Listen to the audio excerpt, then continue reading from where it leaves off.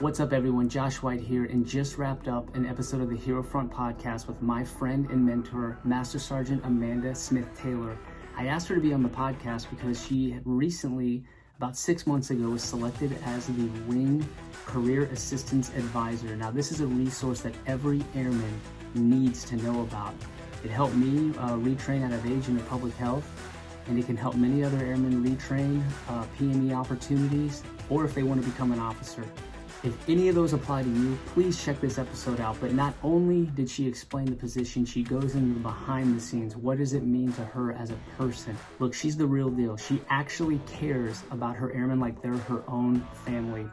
And it has always inspired me and fired me up. Without further ado, this is my friend, Sergeant Smith-Taylor, on the top 5 lessons learned as the Wing Career Assistance Advisor.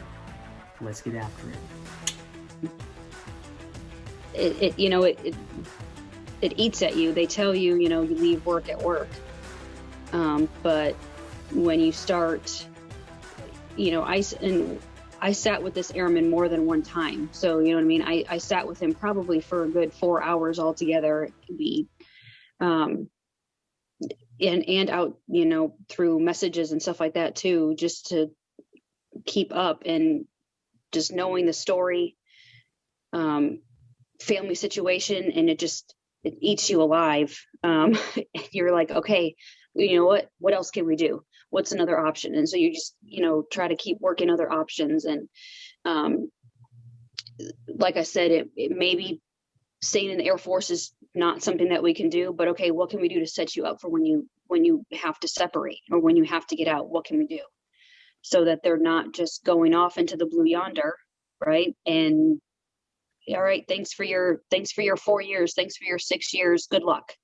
That's not how it should be at all. And treating them, reminding them, hey, you're a person, you're not just a number that the Air Force has. You are a person. What can I do to help that person?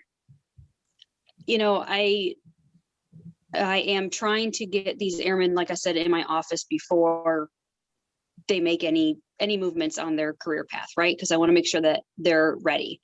And so I have been asking, hey, if you hear it, give them my information. Hey, if you hear it, give them my information. And I had an airman come in this week, and I was like, hey, go ahead and take my card just in case you need to contact me. And he goes, you know what? My supervisor gave me your card, and they said that I needed to talk to you. And I was like, oh my gosh, I got one, and so you just got to keep, hoping that you keep get the one, and people are, they're communicating. For me, I'm going to take those small little wins.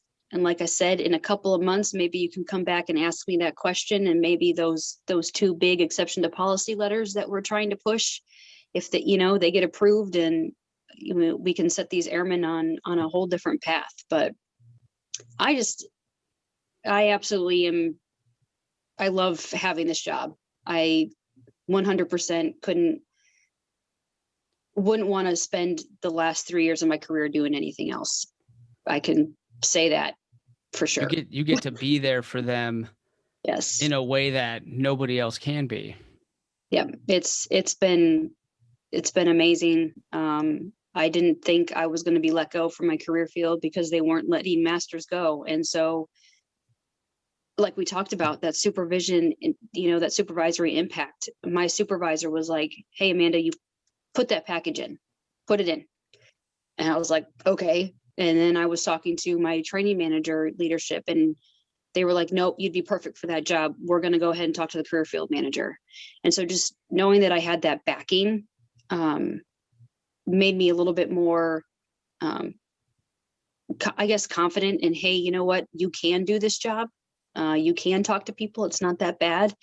And just having that opportunity, like you said, to impact these airmen, even if it's just one, I will take it. Wow. You are definitely perfect for the job. Shout out to your super.